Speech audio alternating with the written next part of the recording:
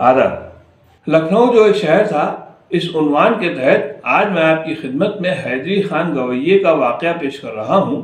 بادشاہ غازی الدین حیدر کے زمانے میں یوں تو ہزاروں گانے والے تھے، مگر حیدری خان جیسا کوئی نہیں تھا۔ یہ صاحب اپنی لابالی مزاجی کی وجہ سے سڑی مشہور تھے اور گولہ گنج میں رہتے تھے۔ لوگ انہیں سڑے حیدری کہتے تھے۔ بادشاہ غازی الدین حیدر کو ان کا گانا سننے کا بڑا شوق تھا، مگر کبھی اس کا موقع نہیں ملا۔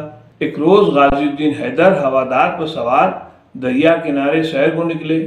مصاحبین نے دیکھا کہ رومی گیٹ کے نیچے سڑے حیدری خان چلے جا رہے ہیں۔ بادشاہ سے عرض کی، حضور سڑے حیدری یہی ہیں۔ بادشاہ کو تو اشتیاق تھا ہی، حکم دیا کہ بلا لاؤ۔ مصاحبین حیدری کو پکڑ لائے اور بادشاہ کے سامنے کھڑا کر دیا۔ بادشاہ نے کہا، ارے میاں حیدری خان، کبھی ہمیں اپنا گانا نہیں سناتے؟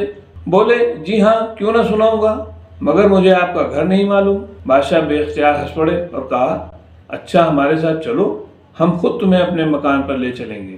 حیدری خان خوشی خوشی بادشاہ کے ساتھ چل دیے۔ 76 منزل کے قریب پہنچے تھے کہ حیدری خان ہتے سے اکھڑ گئے اور بولے، میں چلتا تو ہوں، پوریاں اور بلائی کھلائیے گا تو گانا گاؤں گا۔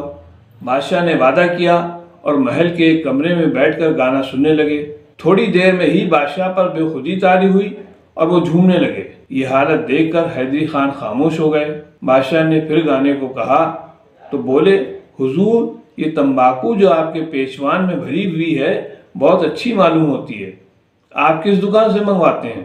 اس سوال پر بادشاہ غازی الدین حیدر غضبناک ہوئے تو مصاحبین نے عرض کیا کہ حضور یہ تو سڑی مشہور ہے، ابھی تک یہی نہیں سمجھ سکا کہ کس سے باتیں کر رہا ہے۔ اس کے بعد مصاحبین حیدری کو دوسرے کمرے میں لے گئے، پوریاں اور بالائی کھلوائی، حقہ پلایا۔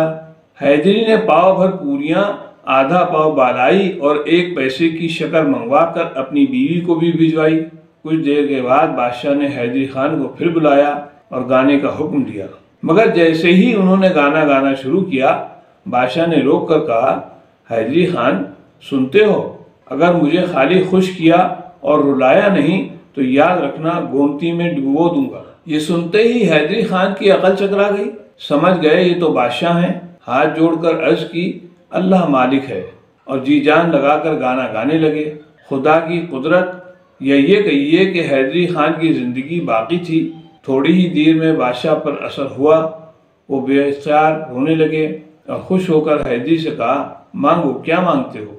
حیدری نے ہاتھ جوڑ کر کہا، جو مانگوں گا دیجیے گا۔ بادشاہ نے وعدہ کر لیا۔ حیدری خان نے کہا، حضور میں یہ مانگتا ہوں کہ مجھے پھر کبھی نہ بلائیے گا اور نہ گانا سنیے گا۔ بادشاہ نے تعجب سے پوچھا، کیوں؟ حیدری نے عرض کیا کہ آپ کا کیا، مجھے مروا ڈالیں گے، پھر مجھ سا حیدری خان پیدا نہ ہوگا اور آپ کے بعد فوراً دوسرا بادشاہ ہو جائے گا۔ اس جواب پر غازی الدین حیدر نے منہ پھیر لیا۔ موقع پاتے ہی حیدری خان اپنی جان لے کر بھاگ گئے۔